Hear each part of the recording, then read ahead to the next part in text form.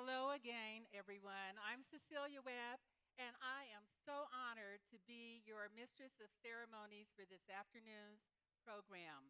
Welcome, and thank you. And we are here this evening to celebrate our community and to celebrate our city and to celebrate everything in this town that we call home and that makes this place home. And I just want to share this before I get started with tonight's program. I know that half of you came because you came to support the city, and we appreciate that. The other half, yeah, give yourselves a hand. And the rest of you, I know that you came because you want to talk to the mayor about your trash schedule. So you'll have time to do that.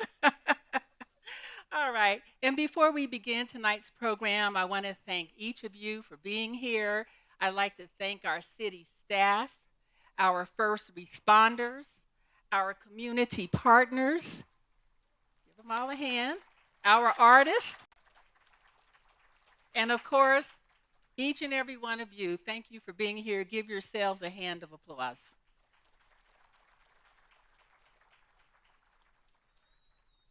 We are now ready for the presentation of colors. If you are able to stand, please rise.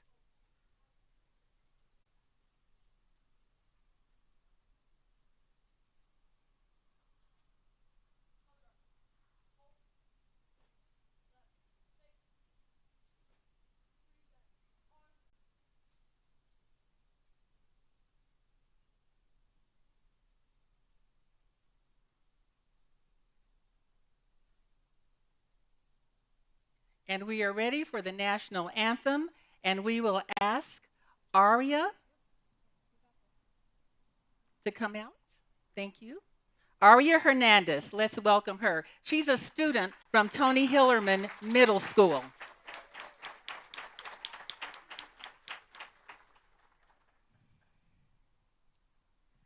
Oh, say, can you see by the dawn's early light what so proudly we held at the twilight's last gleaming, whose broad stripes and bright stars through the perilous fight o'er the ramparts we watched were so gallantly streaming, and the rocket's red glare, the bombs bursting in air, gave proof through the night that our flag was still there. Oh, say, does that star-spangled banner yet wave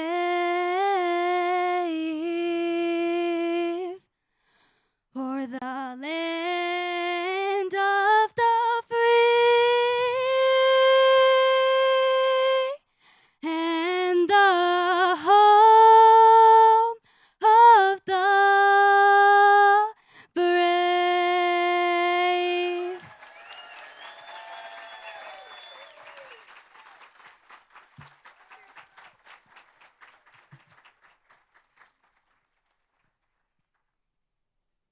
Thank you, Aria.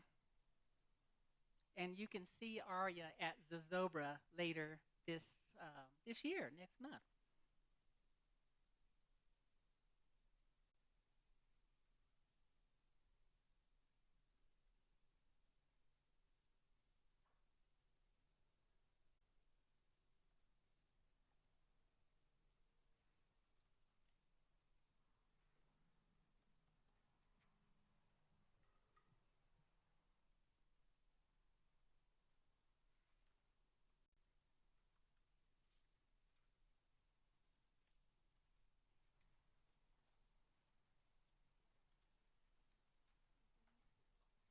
The Pledge of Allegiance this afternoon will be led by students from the Christine Duncan Heritage Academy, first in English and then in Spanish.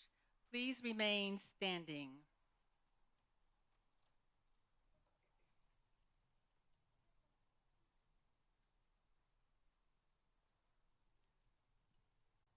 I pledge allegiance To the flag of to the the United States of America and to the republic for which it stands, one nation, under God, indivisible, with liberty and justice for all.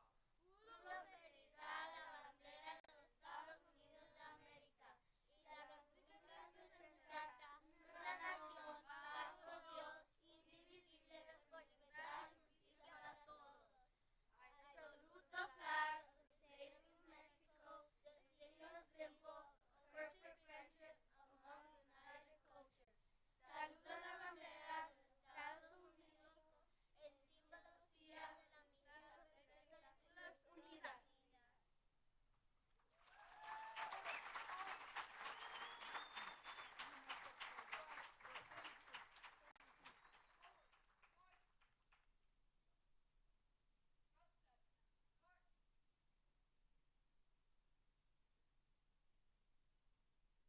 And thank you, students.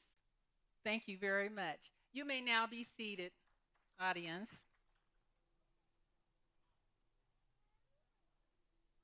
At this time, we are going to hear from our city councilors. If you'll take a look at your screens, you will hear from them at this time.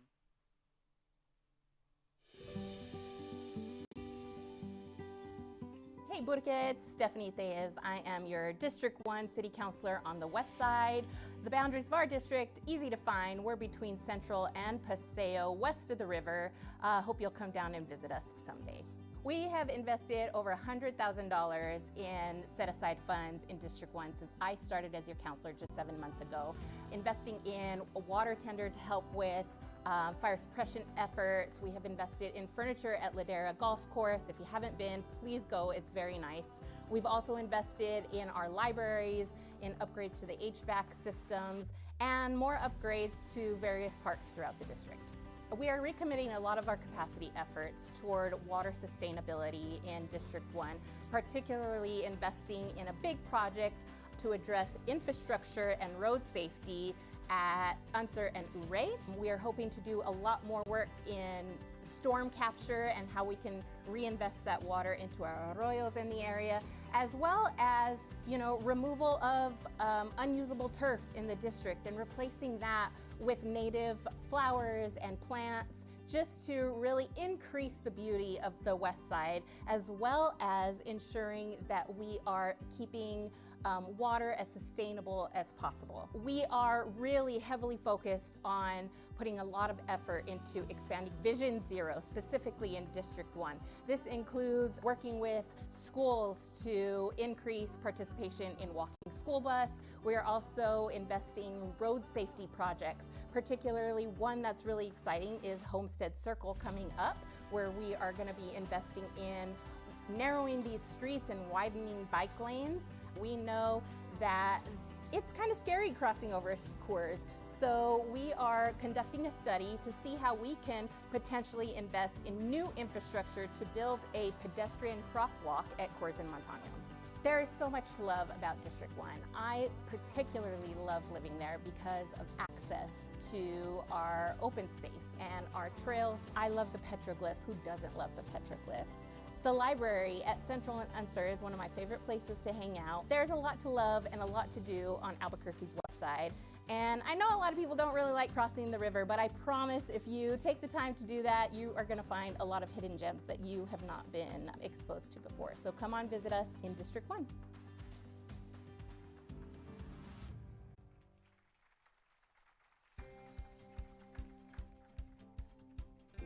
Hi, my name is Clarissa Pena. I serve City Council District 3, which is south of Central, west of the river, and all the incorporated areas. And as I've stated year after year, the best district in the city of Albuquerque. Some of the projects we've been working on in District 3 are, as you know, we just completed the Southwest Public Safety Center, phenomenal. And then we are actually also working on the Westgate Community Center. We just lack the gym, and we're actively seeking the resources and the money to get that completed. And then we're doing some projects on Central, and what we're trying to do there is just to put in some basic infrastructure, some median landscaping, all the way up to 98th. So this should be starting in, I think, 2027. So we're really excited about that. One of the last projects I'll talk about is the Route 66 Centennial. As you know, we're celebrating the Centennial as we speak. And we've done a lot of work over the years with other counselors, with the mayor, with the administration, to really highlight Central. And some of the things that you've seen along the route are like some basic infrastructure stuff, but we've added signage, we've repaired signs, art, all along the stretch, like the art on Central, like the events that we've been having. The Route 66 Visitor Center is up and running, and it's been spectacular. And then in District 3, we have the 66 sign that Robert Vanderslice did. We're so proud of that. It's just really turning out to be a great year for Albuquerque, a great year for the celebration, and I'm proud to be a part of it. And what I most love about District 3 is its people. As I stated in the beginning, it's the best district, I believe, in the city of Albuquerque. I love that we have a rural, urban feel to our area. We have the river, we have our acequias, we have the urban culture as well. It's home to the first cultural asset in the West Side, which is the Visitor Center. And again, I'll just end with saying that the people of District 3 are the most amazing people.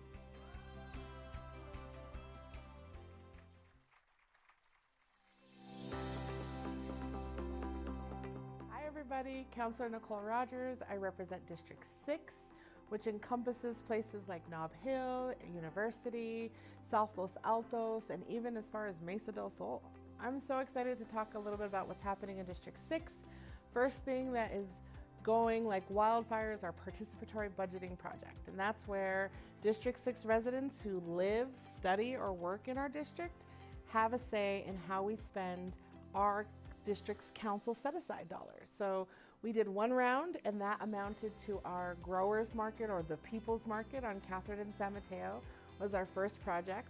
We want to rival the downtown growers market and really have a destination in District 6 where we can dispatch fresh foods, which is a food desert in that particular neighborhood. So I'm really excited about that. Round 2 of participatory budgeting is happening right now. So anybody here from District 6, just go online. You can actually vote right now on 11 different projects, and whatever you vote on is what we will build. So I have to give a shout out to the administration because you've been so helpful in helping us make sure these projects happen. And then the third one is the Shriners property. It's an iconic property on Zuni, near Pennsylvania and Zuni, where the Shriners headquarters were. They're moving out. We have acquired that with help from our state partners. And again, shout out to the departments who we closed that deal in record time, I think like 2 months. To get it from offer to closing, which is awesome. So right now, we're looking at some housing options. We want to house our Office of Financial Empowerment there and really just work on poverty alleviation strategies and also space for community to gather that we need in District 6. The thing I love most about living in District 6 has to be hands down the people, the families, and the food. I mean, everybody comes to District 6 for the amazing ethnic food. You can find food from all over the world in District 6. And we have the best parties. We had 4,000 people at International Fest at Philchacon Park. It was beautiful. And people said, I feel safe. This is not dangerous. It's not. We have a beautiful community. And the tide is turning in District 6. We're taking back our neighborhoods. And y'all should start buying houses over here. Come visit District 6. We have amazing food. We have amazing people. Coda Bakery, Frank's Chicken and Waffles. I mean, it's Black Business Month, so you can help frequent some of our Black-owned businesses in District 6. It's a beautiful space. Come on down.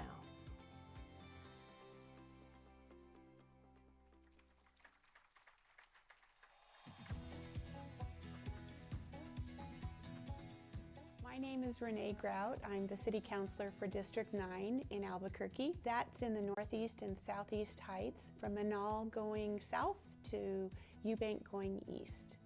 We've had lots of excitement in District 9. We just recently finished the neon welcome sign for Route 66. Got installed in June and we lit it up in July. And we're very, very excited about welcoming visitors. It shows the great things that we have in Albuquerque, and we are excited to welcome folks here. We also finished the Station 12 fire station last December. We opened it up. It's a very busy fire station for Albuquerque, and it was a 2-bay station built in the 60s, and it was just outdated, and it wasn't able to hold the equipment that's needed to take care of the residents in the city. The new fire station is going to allow for more firefighters to be present, and it will house the equipment easier, and will have more resources available to help the citizens in Albuquerque. We're also working on parks in our district. Embudo Hills Park Playground just got a refurbishment, and we're just finishing that one up. Singing Arrow was finished last fall. New playground equipment's coming for a couple more playgrounds in our district. Things that I love about District 9, I love the great neighborhoods, I love the great people, the parks that we have, the open space that's just down the road from us, and I just love that I can call District 9 my home.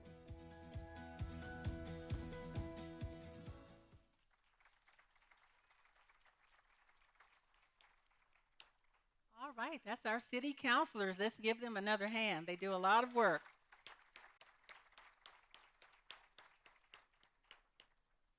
Now it's my pleasure to welcome someone very special to me.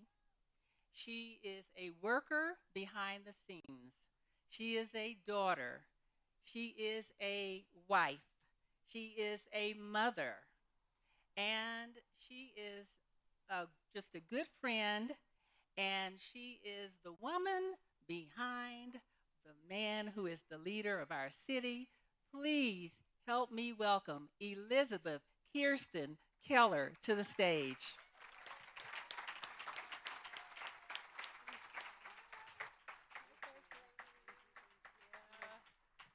Thank you, Cecilia. A huge thanks as well to the Sandia High School Junior ROTC Honor Guard, to Aria Hernandez for that amazing national anthem, and the Christine Duncan students for the pledge. I also want to thank the entire city team, our community partners, and the incredible group here at the Route 66 Visitor Center for making tonight possible. How incredible is this space?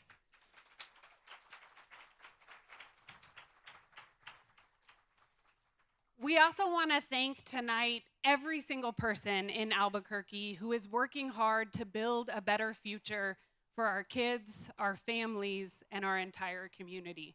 And we want to thank you all for being out here on this beautiful evening to celebrate our city. Now, one of the questions I get asked a lot in this role is, how do you do it? And it's a question that's not uncommon for working moms. And it comes with a mix of appreciation, bewilderment, and sometimes even a touch of concern. But here's my answer. For the first part is simple. I don't do any of it alone. One of the things for Tim and me that are so special about getting to raise Maya and Jack in the place where we both grew up is the incredible community that makes it all possible. Our family, neighbors, teachers, coaches, friends who are all woven into our daily lives. And the second piece of this answer is that while this work can be exhausting, it's also the most energizing thing that I do. Because while Tim and I and the entire city team are deeply immersed in the hardest challenges facing Albuquerque, we also get a front row seat to all of the amazing things our community is doing to take care of each other. And this is something I've seen in the last few weeks as summer has turned into the school year. People from all walks of life in every corner of our city showing up to take care of each other. I've seen it in the coffee shops that are collecting school supplies. I see it in the little free libraries and the pantries that are popping up block by block. I see it in the Fix-It clinic, where volunteers come to help neighbors repair things that otherwise would have been thrown away. And I get to see it in the labor station closet, which offers free clothes to local members of our unions, apprentices, or anyone new to the trades. Free work clothes, laundry facilities, access to support services. I can tell you we have so many examples in our community of community members stepping up to make sure that we have resources get to someone in need instead of sitting there unused while someone goes without. And that, at its heart, is what the administration's abundance agenda is all about. It starts with a simple question. How can we take what we already have, right, from land to buildings to equipment to expertise, and put it to better use for people simply by making it easier to share, easier to find, and easier to connect? We have learned over the last several years that for generations, Albuquerque has shown how shared resources are fundamental to sustaining and strengthening our community. And tonight you're going to get to hear a little bit more about what it means to take that spirit that's fundamental to our community and build it into how the city runs. So here to talk a little bit more about that, I am pleased to welcome up Maya and Jack and introduce the guy that we are so happy to share with the entire city of Albuquerque, Mayor Tim Keller.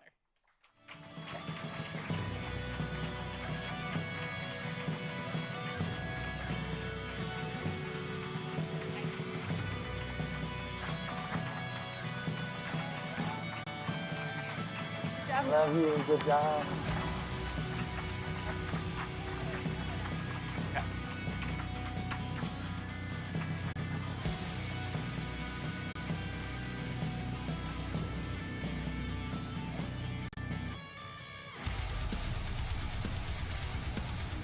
That's a good soundtrack, right? All right. All right, Albuquerque. Welcome to our State of the City for 2026. Thank you all for being here today.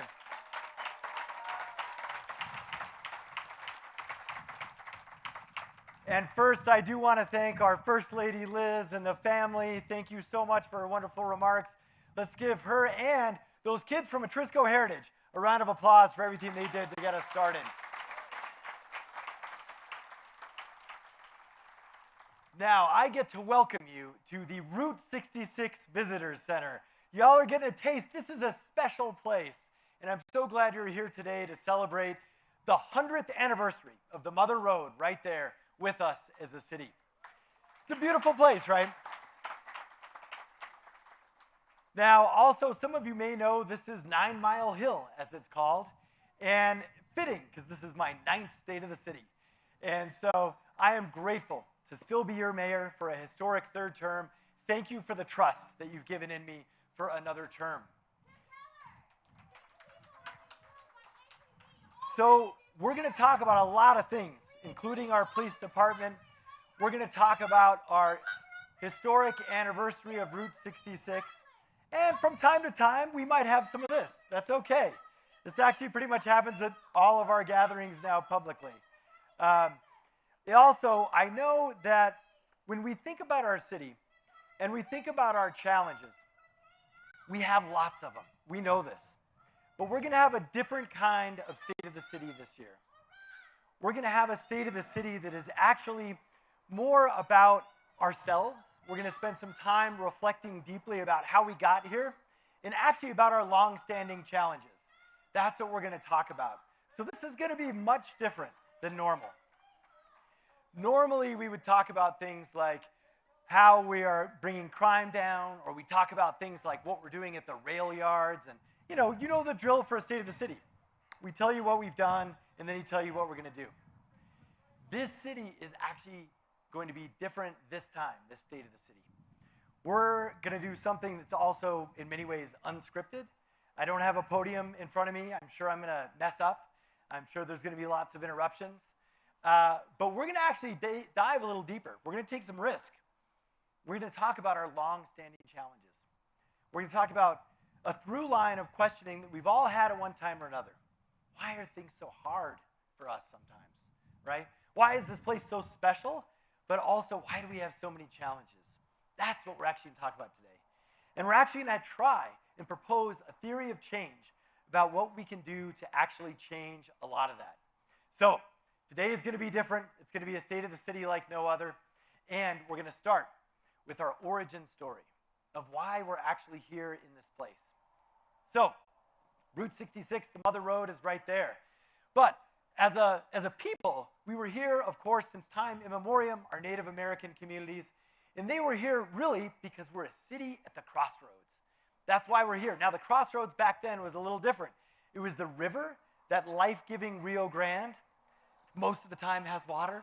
But it was the Rio Grande, and then if you see the mountains, right, the Manzanos and the Sandias, there's a gap in between to Harris Canyon.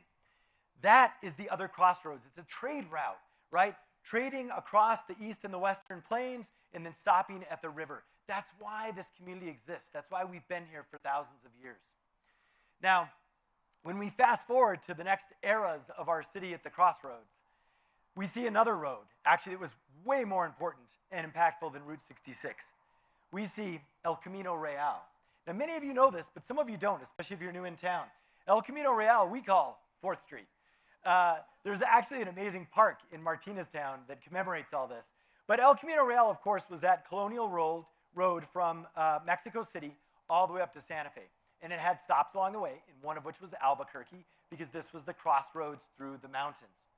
So this, of course, is the story of 115 years, or 150 years, of Spanish rule, of colonization.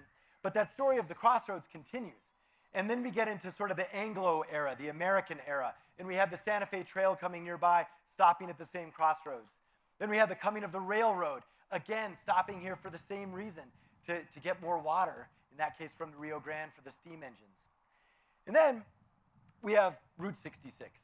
And we also, of course, today have our interstates. I would argue the Sunport is part of our city at the crossroads. But this is who we are. We are a city at the crossroads. And we are a reflection of 2 colonizations. We are a reflection of 3 governments, Mexico, Spain, Mexico, and America. And each crossroads has left its conflict, its laws, and its challenges. So this wasn't easy, the story of how we've survived in this place in the high desert. And it's also still with us.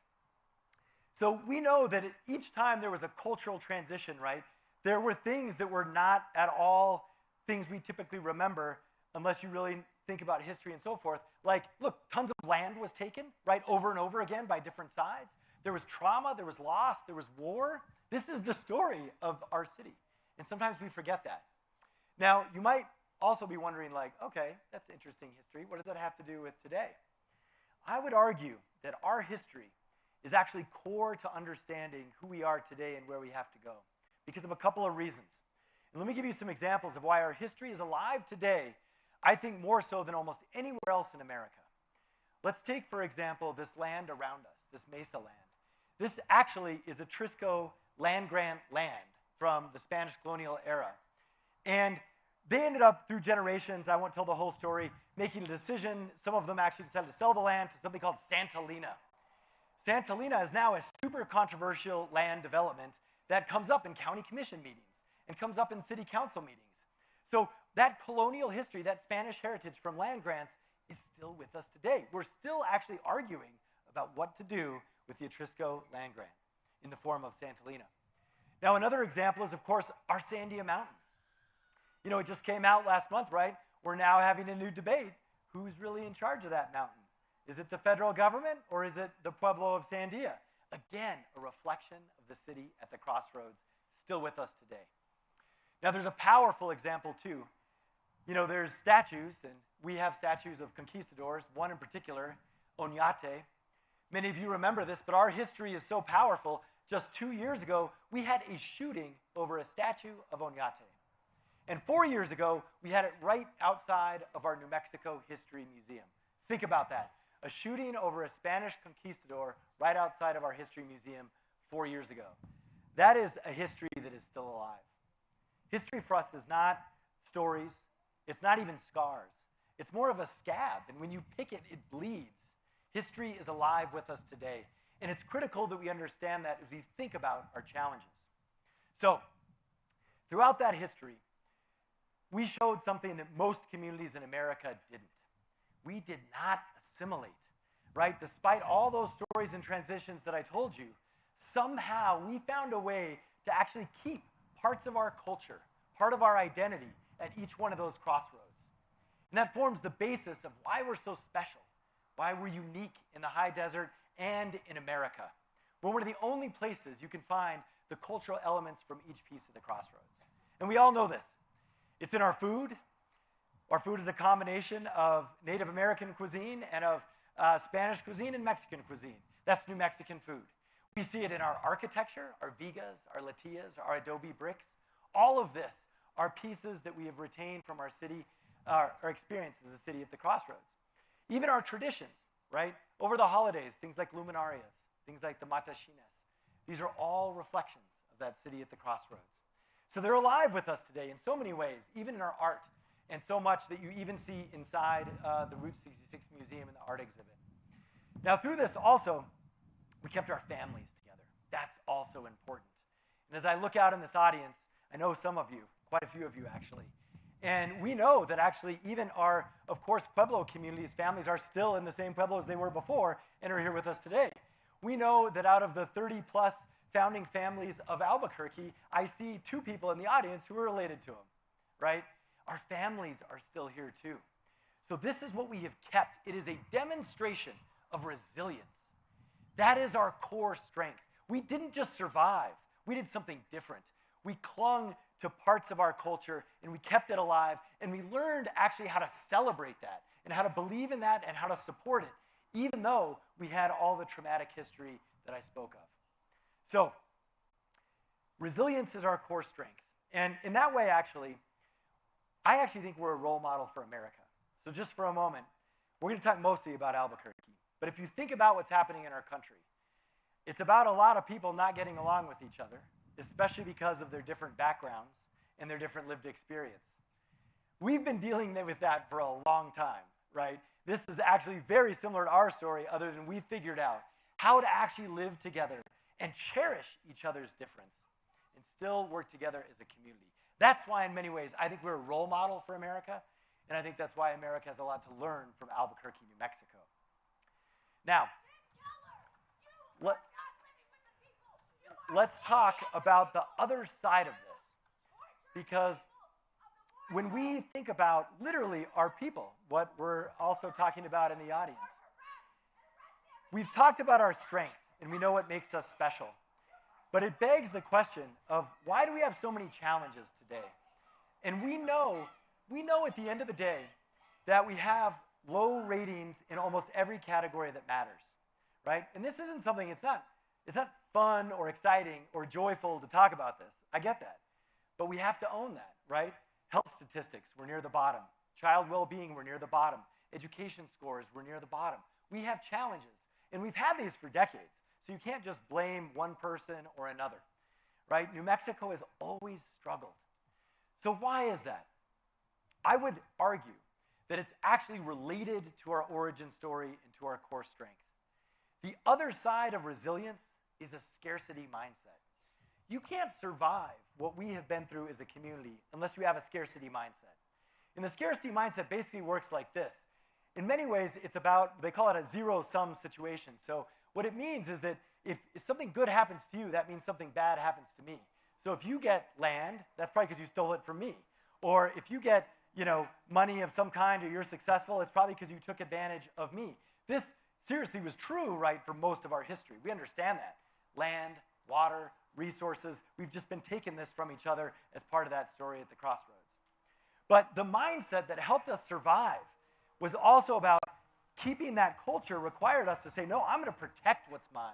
I'm going to make sure that we don't give up our language, that we still speak our native languages, that Spanish is embedded in our state constitution, the only state in America with that protection. So we also fought for those scarce resources. That's how we kept our identity. So it's part of who we are. That scarcity mindset is embedded in us. So here's what that means.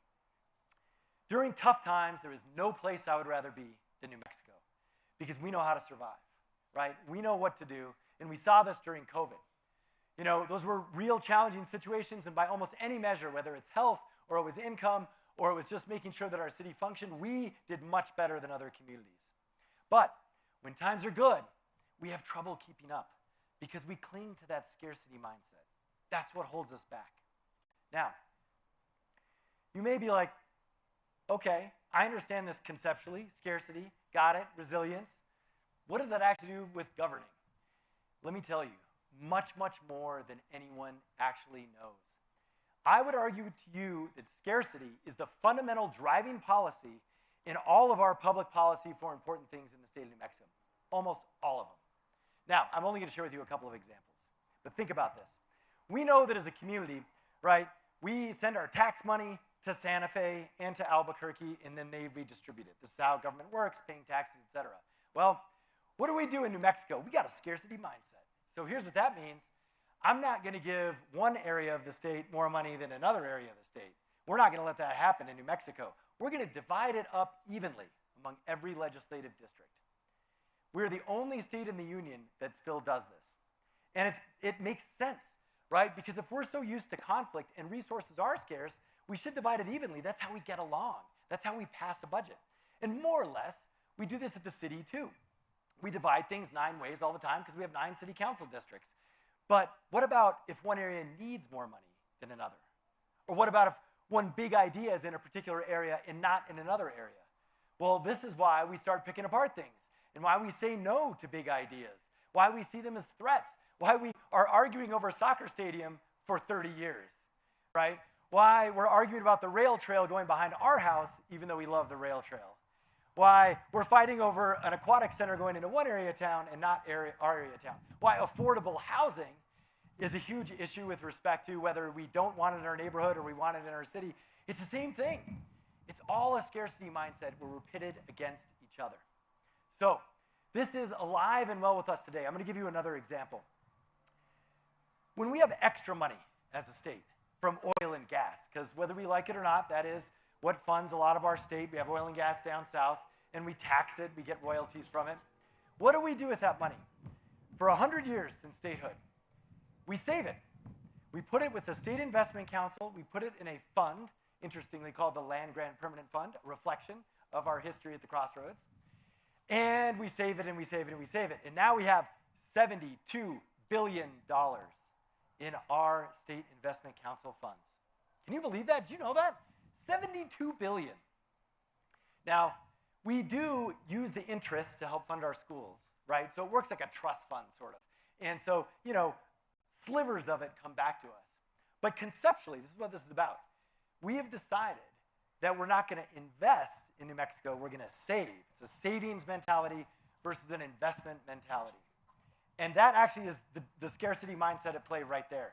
We say we're going to save it because one day oil and gas might run out. One day things might not be as good and our kids might need that later. It kind of makes sense. Like it's a very prudent way to handle our money. That is the scarcity mindset at play. Now, think about, though, the hypocrisy in that. We are investing that money in Wall Street. We are literally investing that money in building companies in Silicon Valley and everywhere else around the world. We are giving $71 billion to everyone but New Mexicans. That is the scarcity mindset at play. That's how this is still alive with us today. Now, the city is similar. It's a little different because we don't have that kind of money. The city does this with our assets. We have all this extra land, hundreds and hundreds of acres of extra land. Do we let you use it? No way, right? We're worried. We have a scarcity mindset that someday we might need that land.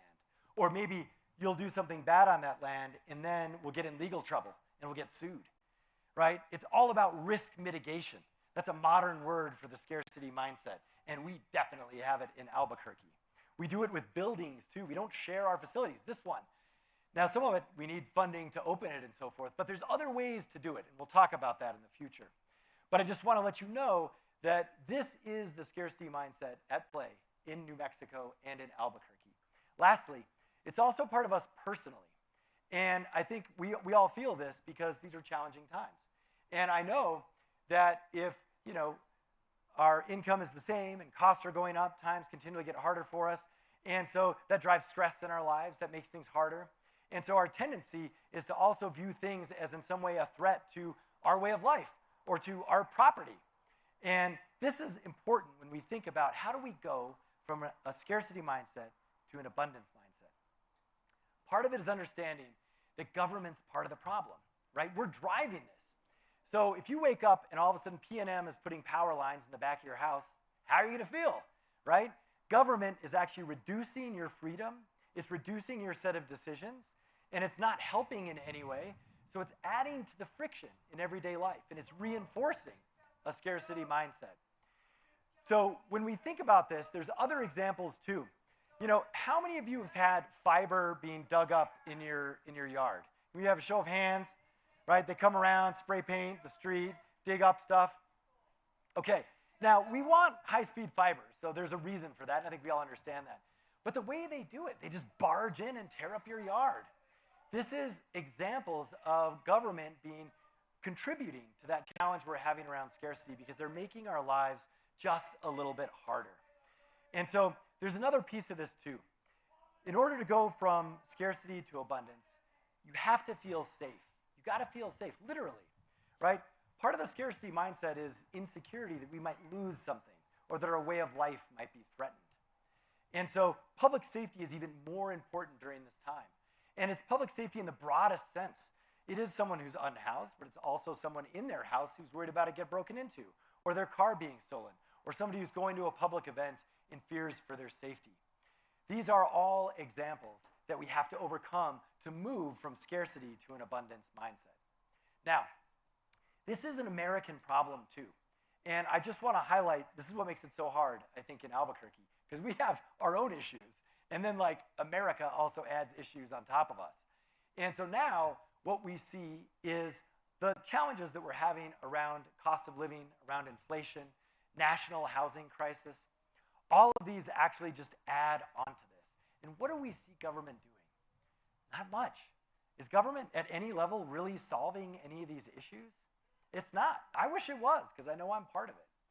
But that is why this is becoming so hard. It's an American problem because it also disproportionately affects those who can only look to government, those who have nowhere else to turn.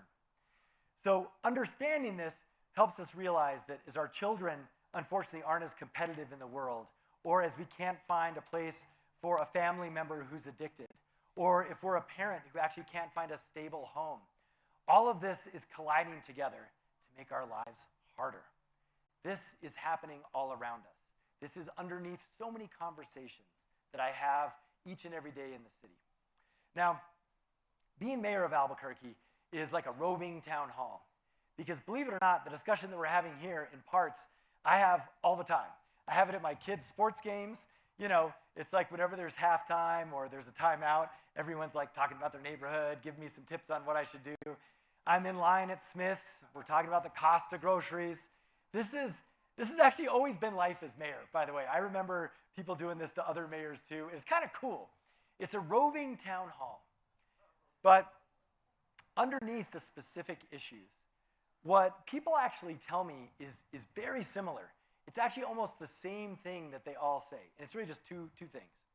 One is that people say, look, I just think things are getting more difficult, and I see it with my eyes. I see parts of town that are run down. I see empty buildings. I see drug houses. And then they say, I feel it in my wallet because everything is more expensive. Rent is up 50% from COVID, right? We know food costs are up, fuel costs are up, all of these cost of living issues. So folks share that, and then they also remind me, and social media just validates it all, right? Because it's just a reinforcement negative cycle there when you turn on your phone. But then they tell me something else. They're always very gracious people about the fact that we didn't cause these problems necessarily ourselves. People share, look, the federal government is cutting benefits. the safety net's disappearing. The federal government's cutting their own budget, and because we have so many federal employees, that affects us. So it's an acknowledgement that those are real, but what people want is surprising. No one ever says, why can't you fix the cost of gas? Because they know, right, we can't do that. And no one ever makes general statements. It's actually great. They're always like, hey man, I know you can't fix fentanyl, but, and here's the important part, folks just want the city government of Albuquerque to help them a little bit, to help ease the pain of everyday life, even if it's in a small way. That's what they want from city government. And this actually is a way for us to prove to the rest of the country that here in Albuquerque, even if times are tough, we have a government that works for us. That is the foundation of what we can do to lift up Albuquerque and overcome the myth of scarcity. So, I know Albuquerque, we can do this. This is possible. And I am committing, right here with all of you today, the entire remainder of my third term to this issue. And we're going to do three things. It's very basic. Number one is the city is going to transform its policies based on abundance. We have to do that. We have to get out of the scarcity mindset from the top down, and that starts today. The second thing is we have to build our civic muscle to be able to actually get things done. None of this works if government can't actually put your speed bump in or fix whatever's happening outside your house. Then we also have to make sure that we are restoring a general feeling of public safety to all our public spaces. That is critical. And lastly, we have to prove that government can actually reduce a little bit of the pain in your everyday life. And I'm going to talk about how to do that. So the thesis looks like this. It's about a city abundance agenda that is about sharing what we have instead of protecting and hoarding it. It is about making your life a little bit easier each day.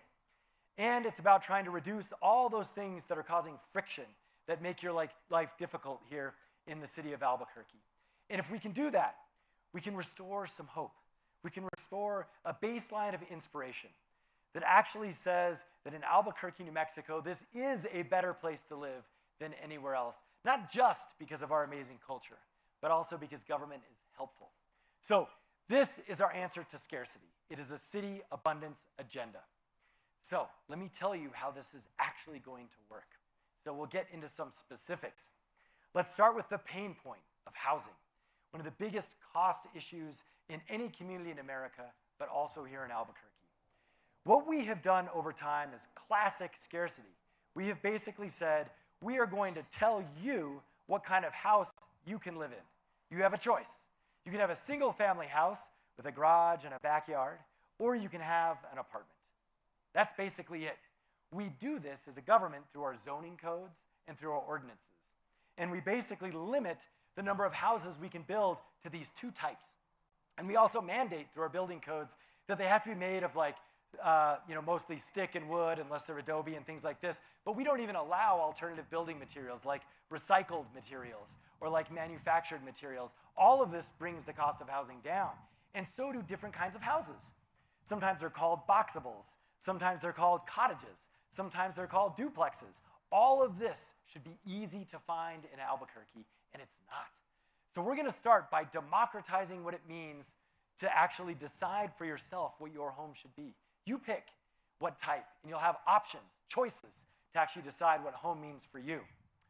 Now, another cost facing us is the cost of food. And it's real hot today, but fall is coming. And when fall is coming in New Mexico, it's also harvest time. And I know a lot of us, we've got gardens in our backyard, and we have produce. And for a lot of us, we grow too many zucchinis. We always have extra zucchinis. And we also have chickens, and they don't always lay eggs at the same rate at which we use them. So we end up having extras. And this is kind of one of the cool things, right? It's like my neighbor's got chickens, so I get some chickens. It's nice, some eggs. But on the other side, so on one side of the equation, right, we have an abundance of produce and of eggs in our city, especially in the fall. On the other side, we have SNAP benefits, food stamps, being removed from people, and we have cost pressure making food more expensive for folks. And so we can put those two together. So we're creating the backyard exchange. So soon, you're going to be able to take all your extra zucchini and all your extra eggs and hand them off to one of our 4 health and service centers. And then you can also go to those and pick all those up. So we're going to connect, right? The people with extra to the people who need it. That is demonstrating food abundance here in Albuquerque. Now, we also want you to be able to afford more, not just reduce the cost of the things you want. That has to do with economic opportunity. So we're going to keep doing what we can to invest in areas where we have competitive advantages and so forth. But we also know part of that is making sure that those benefits, when we do get new jobs, when companies move here, when they start businesses, that the benefits from that are spread for all of us. That's why we want to have local labor agreements, want to have local sourcing agreements, something called community benefits agreements to make sure that that abundance is shared with all of us.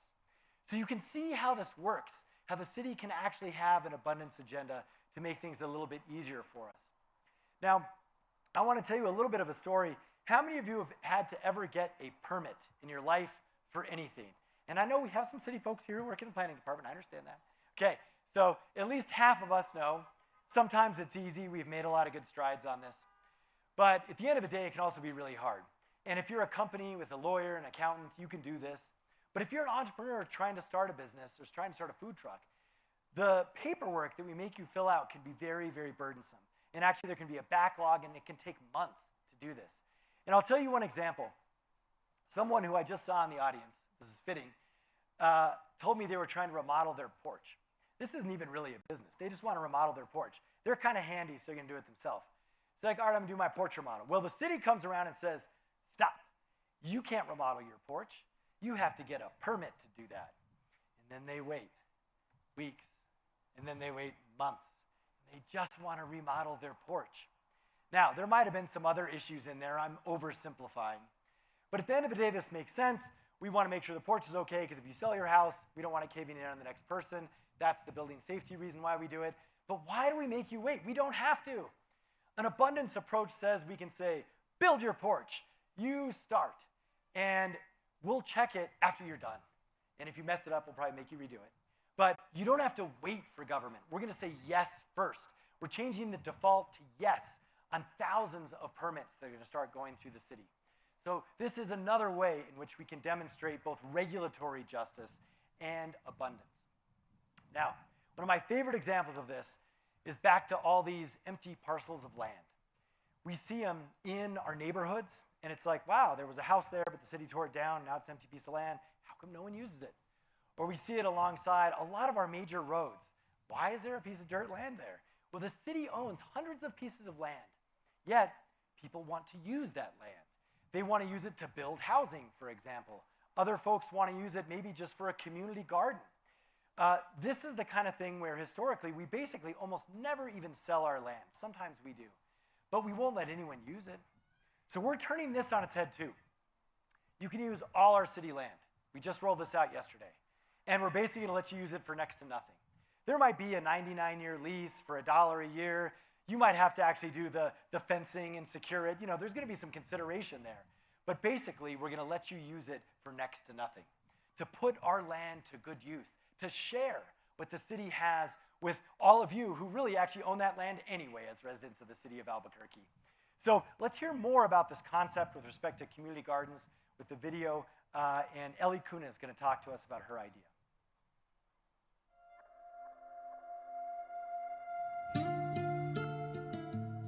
The Semilla Project is a land-based learning center focusing in leadership development, economic development, and environmental justice.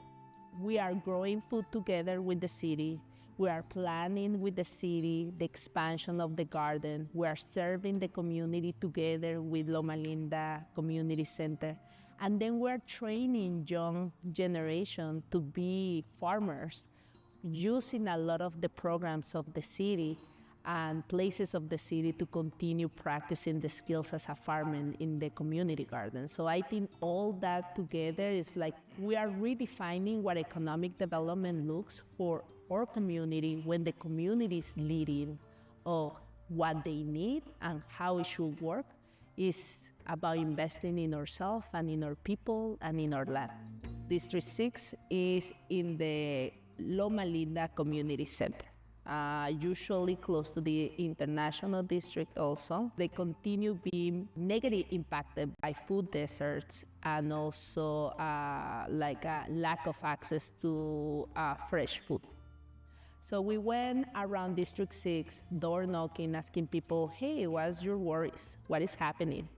What is the things that you would love to address? People mention access to fresh food, and then also mention that our kids can have access to green spaces. We're organizers, so we do a lot of the canvassing. We go and ask people if they want to sign up for our food pucks. And that's the way how we also keep the relationship with the community. We have tomatoes, we have chile, we have calabacitas, we have lettuce, kale. This is 1,500 plants that we put here. We have been partnering with the community center. They lend us the land. They provide us the technical support from their team, providing us guidance, tools, and really be here with our team. And then from there, also provide us an opportunity to pilot a workforce development cohort. So every year, we are launching like a cohort of 20 young, from 18 to 26, that they are interested in natural resources careers, including sustainable agriculture. So they are trained for 12 weeks and they stay in the city working for another 20 weeks. And this provides sustainability to these gardens. I would love to see this replicating in every single empty plot that exists in Albuquerque. That is part of the sovereignty that we are looking for. Is part of the resilience of our neighborhoods. When neighbors and community can feel safe, they can build relationship and also can have this relationship and reciprocity with land. It's a way of resistance, but it's a way also to uplift the beauty of how we support each other.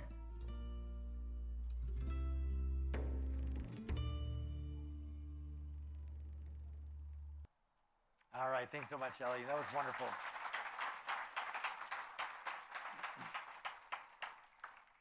What a wonderful example of what we can do with an abundance mindset. And now she can take all those extra grown products and put them in the community center, and then you can all have them. That's part of the backyard exchange. So you can see this all actually fits together.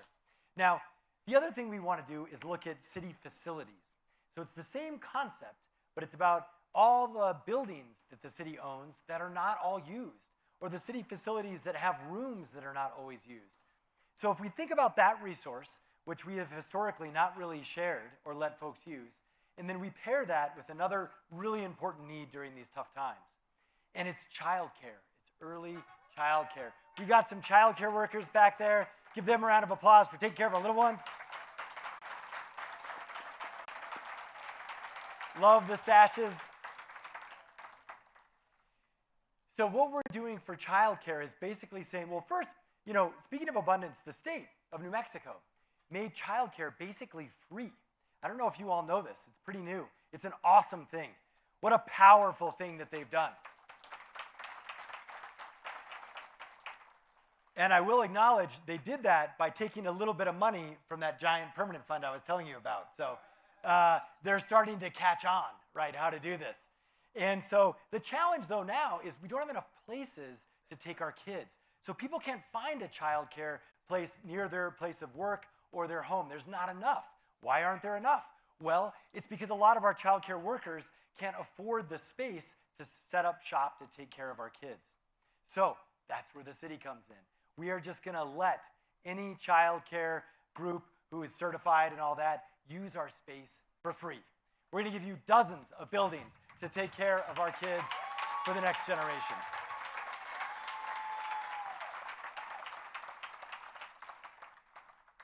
So we can show abundance in a lot of different ways that are, I think, surprising to folks. There's also some small ways that really help our families, in addition to taking care of the little ones. We, as a city, have a challenge. And we've all felt this if you have family members who are in like little kid sports. And it basically works like this. Your kid signs up to a team, it's great, they're playing soccer or volleyball or basketball, and then it comes time to like, where should we practice? And then it's like, well, we should find a gym to practice in. And then we find out that it's really hard to rent any of the gyms that the city runs. It's almost impossible because we only let you use them from 9 to 5.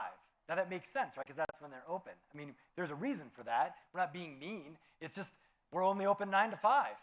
But that's not when practice is. Practice is always after work or after school. And so this is another one of those examples of friction.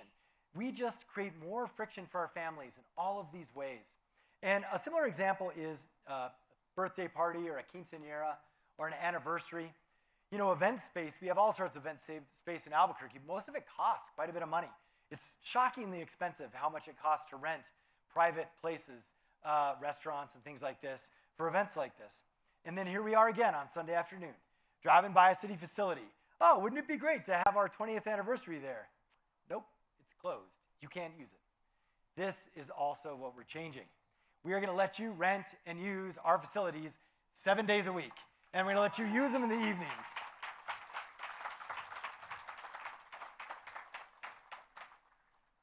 Now, sometimes we need a place that is literally totally free, not even for rent, and is available to all of us more or less all the time. This is why we're also investing in iconic places for our families. These are places in many ways like the rail yards. If you've been to the rail yards market, 1,000 people plus will be there tomorrow for the market. It's the largest market, which is free, in the entire state of New Mexico, right in the heart of our city at our rail yards. Now, we want to do more of these kinds of iconic places for families all over the city. And so we've rethought how we build our parks, because we want our parks to actually not just be kind of grass and a playground. We want them to be iconic.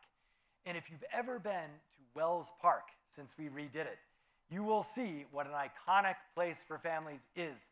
It is the most popular birthday place for anyone under the age of 11. It is full of folks from all over the metro area. Every time I go there, it's like, I'm from Las Lunas, I'm from Grants, I'm from Bernalillo. And I'm like, why are you here? They're like, because this park is incredible and my kids made me come here. So let's hear more about Wells Park from Meredith.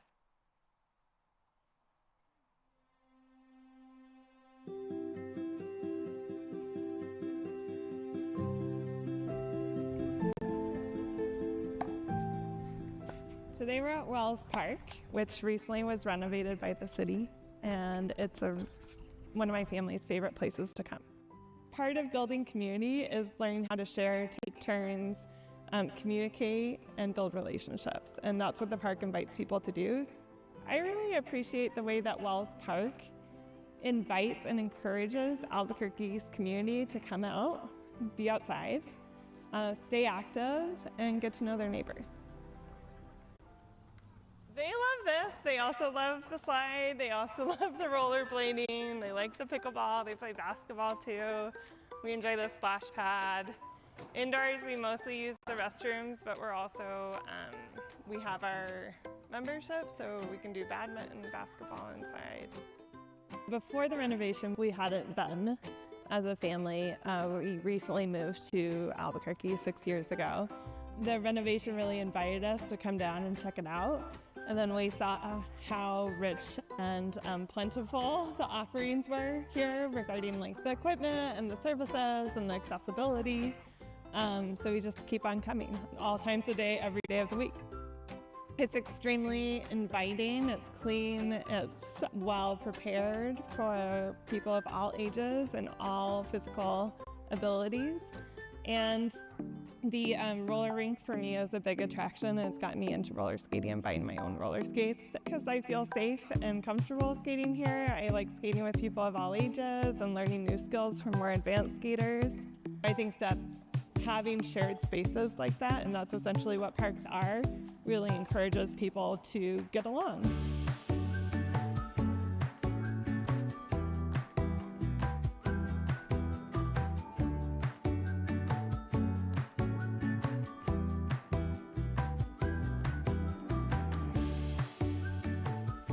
We like coming here in the evening, in the morning, in the middle of the day, in the winter.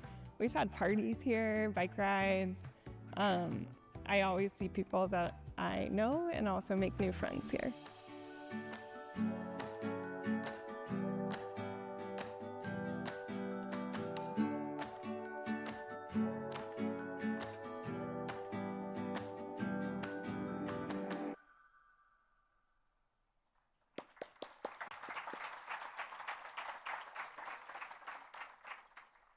I love how Meredith also mentioned that her family sometimes uses the restroom there too, because part of the abundance thing is that we have public bathrooms.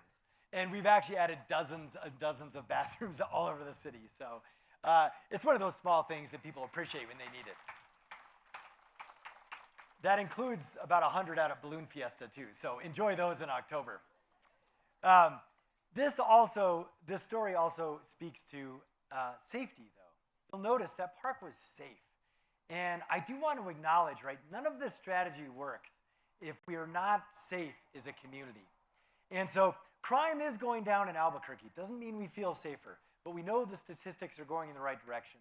We know our police department is working hard with technology and civilians, and we've got to keep going. We have a long way to go. But we also know we're trying to work on specific areas that are driving crime that is especially dangerous, like teen violence. This has been a massive problem all over the country and here. And we started a program recently in our high schools that is about violence intervention. And it basically provides kids with a combination of service, but also lived experience folks who've been incarcerated to help them guide them on a different path. And so this program is extremely successful. It has shown for every kid in the program roughly an 80% increase in their grades and an 80% drop in any criminal activity. That makes it the most successful program that we know of in the state of New Mexico.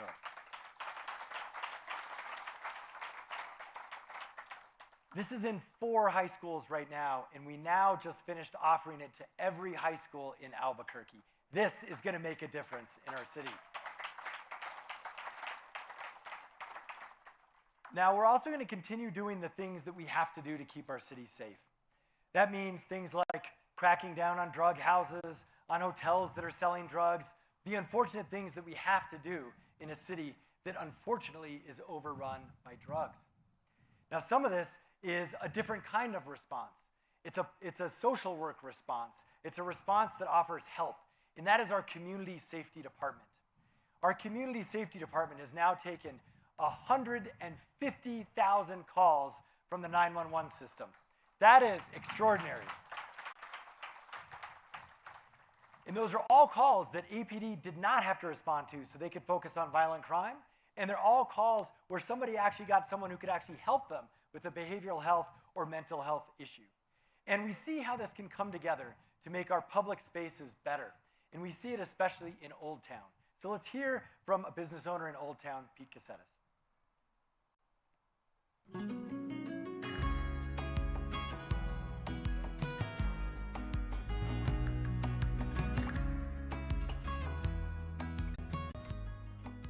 I own Outpost 1706 Tap Room here in Plaza Don Luis. I manage Plaza Don Luis, and I have an Airbnb in Plaza Don Luis, so I've got a big footprint involvement in Old Town. In 1992, I started my career with the New Mexico State Police, and I worked all the way through the ranks. In 2013, I was appointed chief, and I was a chief for 5.5 years of the state police. So I had a wonderful career. I just love business, and I just love Albuquerque. I cannot make beer. I can certainly sell it. I actually not only opened a business, I actually moved to Old Town. I live in Old Town. So I completely immersed myself in this micro community in Albuquerque. And what I noticed first off is we had a large population that was suffering from mental illness and addiction, and they were using Old Town as a refuge. A lot of pressure was put on the city, the APD and the resources, but unfortunately they weren't getting the best information to act and use those resources. So the first step for us was understanding what's out there, and there is a lot of resources provided by the city. One good example would be ACS. They're a resource that I knew very little about. I knew the director, Jody, and I decided to reach out. And we initially had meetings regarding the population in Old Town that I felt at first we were frustrated as business owners and merchants and property owners of what do we do with the same reoccurring people we see that need help that just don't know how to get it or can't. And I sat down with ACS, a group of us, and we really mapped out a plan and really got results as far as them be able to come out and identify folks, and also to managing the expectations of everybody in Old Town of what we can expect when the city does respond. And I think now, if you fast forward 5 years later, a lot of that's been negated. And I think that's through the hard work of not only the folks in Old Town, but the commitment by the city, Mayor Keller, and the folks that work for him, ACS, APD, Metro Security Division, all working together to actually make an impact. I do feel safer. I think the majority of residents do and the businesses do. There's always room for improvement, but what's nice is this system, the folks coming in and out of here, everything there's a flow to it. And I believe that the city is very responsive in understanding that and then responding to it, especially when we're providing the best information we can and working with them. So we've seen better data-driven results based off of our interactions with the city since probably 2022, 2023. It's gotten a lot better.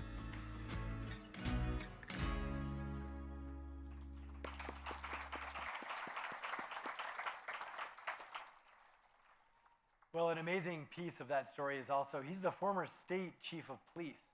And so for a guy with his background to be talking about how public safety is more than just policing, it's especially powerful. Now, we also know that part of that story is where ACS can take folks, where folks can actually go to get help. That's where the gateway comes in. A lot of folks have heard about the gateway system. Well, it's finally up and running. And it takes care of 1,200 people every night in the city. It's extraordinary what this system is now doing. There are teens in the teen gateway. There's families in the family gateway. There are actually 100 folks who are living at our West Side shelter, but also work for the city to help clean up downtown through our Better Way Forward program. And ACS is transporting almost 600 folks a month from the streets into the gateway system. And they're also diverting 2,000 people from emergency rooms into places like the gateway system where they can get the right kind of care and also not tie up emergency room space. This is how our city is starting to work together to help those who are in need. But I will tell you, I understand what we still see on our streets. And I understand that we cannot improve what we see on our streets without more drug treatment and diversion options. That is the only way to improve things beyond the gateway and the community safety department. Now, this is going to require something difficult for us as a city and as a state. We're going to have to renew our public compact on how we're dealing with this issue, because we have to do two things at the same time that in some ways kind of butt heads and are in conflict. And it basically works like this. First, we have to agree that we can do better than leave people on the streets. They deserve better, and we can do better than that for our community.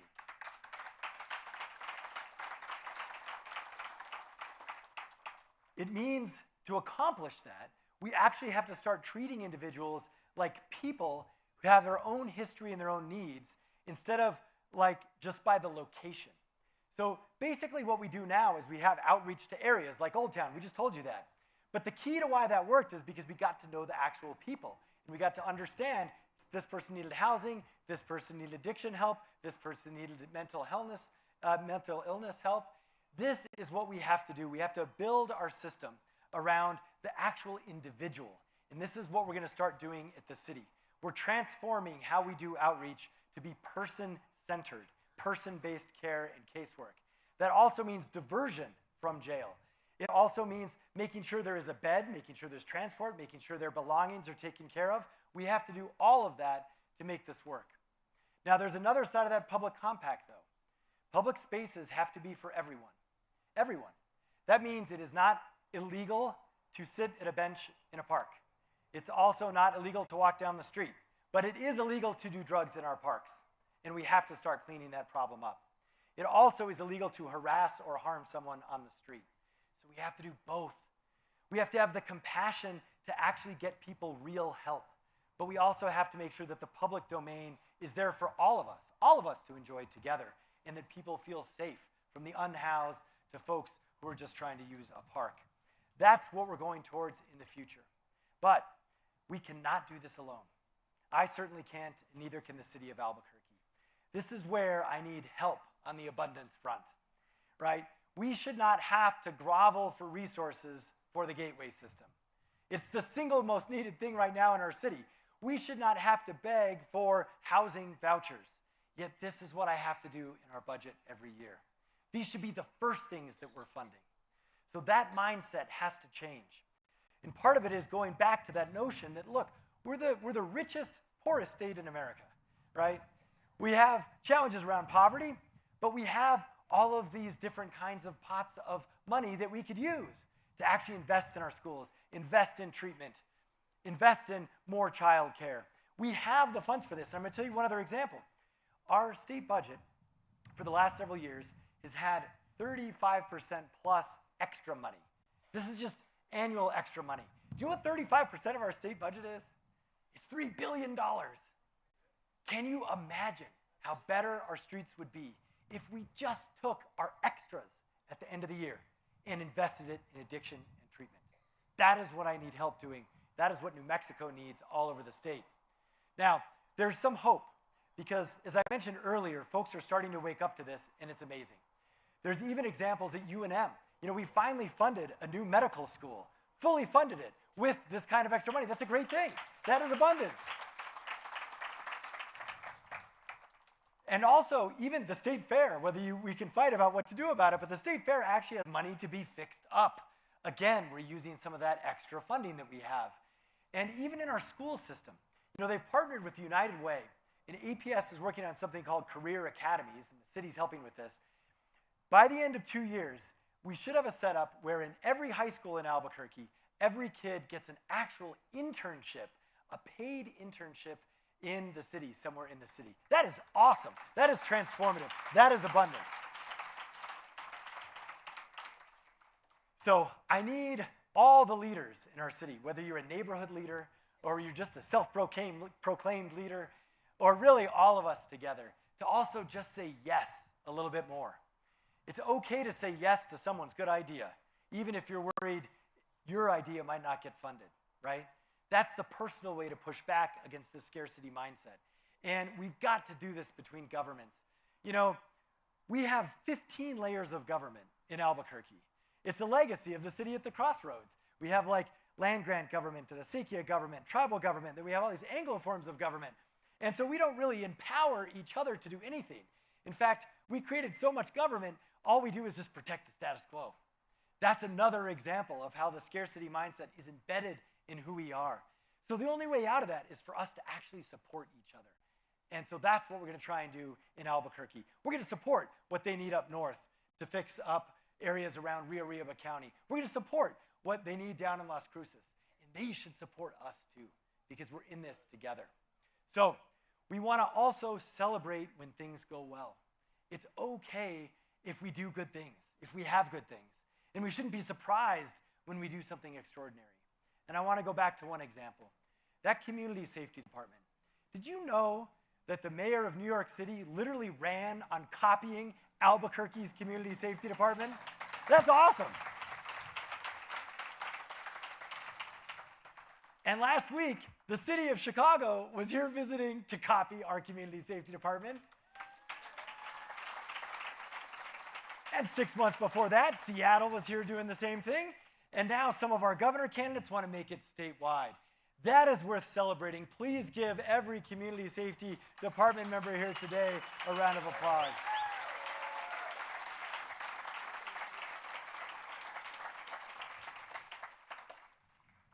So now the timing is also important. We're looking at an opportunity that we haven't seen for generations. We have a natural transition in the governor's office. We have a new UNM president, by the way, some of you may know, started a couple of weeks ago. And we also have funds. We have this money that we can use to push back against the scarcity that we've had in the past. So now is our chance to do more of what I talked about, to build on the good examples that our legislature's done, that the governor's done. And so now is the time to truly move from a scarcity mindset to a place of abundance. Now, we're going to conclude in just a little bit, but I want to begin to wrap up by sharing with you, part of this is about my commitment to you. I've stated the 3 goals that I'm going to work on for the remainder of my historic 3rd term. But I also want you to know this. Sometimes as mayor of a city like Albuquerque, especially the largest city in a rural state, sometimes the mayor also has to fight for our city.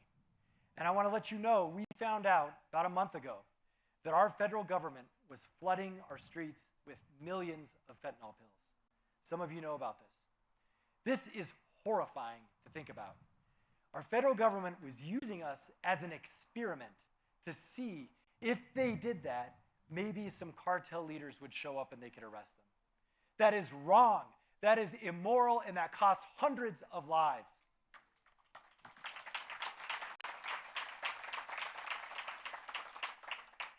So what we are going to do is we are at least going to honor the cost of those lives that were lost, the cost of everyone who's working in recovery and in rehab and dealing with this issue, the cost of law enforcement to deal with this issue, and we are going to hold those accountable who made that decision, and we are going to make sure that Albuquerque is never used again by our federal government for a drug experiment.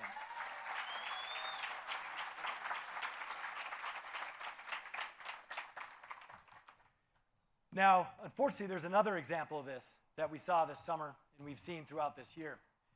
And it is what our federal government has been doing through ICE, coming into our cities and targeting people of color and rounding them up and arresting them and detaining them. Now, that might sound like an exaggeration, but hopefully by now, after seeing what happened in Minneapolis, this is clearly exactly what is happening in some American cities. But not here, because we will stand up against ICE. We have the laws and the grit and the guts to make sure that that does not happen in Albuquerque. And when it does, we will hold them accountable too.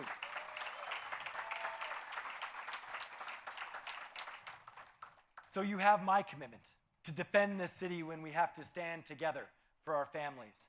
And you have my commitment to make sure that the city does what it can to actually, so you all know that we can be helpful again in your lives, whether it's protecting your family or whether it's trying to get drugs off our streets instead of putting them onto the street. I will be there to defend this city for as long as I'm your mayor. Now, as we conclude, I want to take a step back. First, I want to let you know Baila Baila is coming up next. That's right, that's exciting. The bar is going to be open. That's also exciting. Hollow Spirits is providing spirits, and food is going to be upstairs, and you can enjoy this amazing facility. But as we wrap up tonight, I just want to summarize a little bit, because the theory of change is now clear for us. We have shared in many ways a truth that has not been connected before, certainly not for city government. And it begins with respecting where we came from, the city at the crossroads, in that story. It also is about cherishing what makes us special, our core identity, the culture that we've been able to save because of our resilience, our core strength. That's why this is such a special place. That's why we love it. That's why it's unique among American places to live. But we also know we have a call to action. We have to push back against the scarcity mindset that is still with us from that history, that was the other side of resilience. Because now we actually can demonstrate abundance. And I've shared with you many ways in which we can do that. We've got to put abundance at the forefront of our public policy instead of scarcity. So I know if we can do this together, this is Albuquerque now. This is Albuquerque's future. And if we can do this for the next, as long as I'm your mayor term, we are going to make sure that we lift up this city for all of us here today.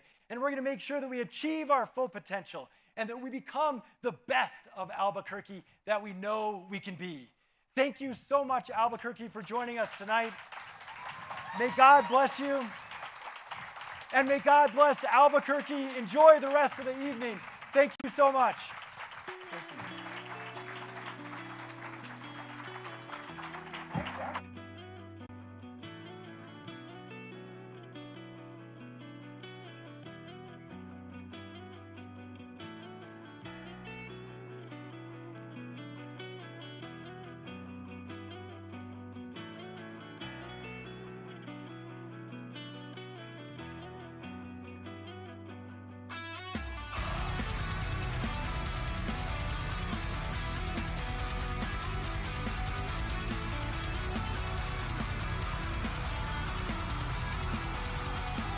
Thank you, Mayor Keller. Let's give him another round of applause. As we continue our evening, I want to invite all of you to explore the Department Expo, which is upstairs. All of the city departments are represented. You're invited to go by and meet the city department officials. meet the first responders, and see firsthand the incredible work that's being done in our community. What a night so far, and we are here to welcome a very well-known guest. Please welcome to the stage, Baila Baila.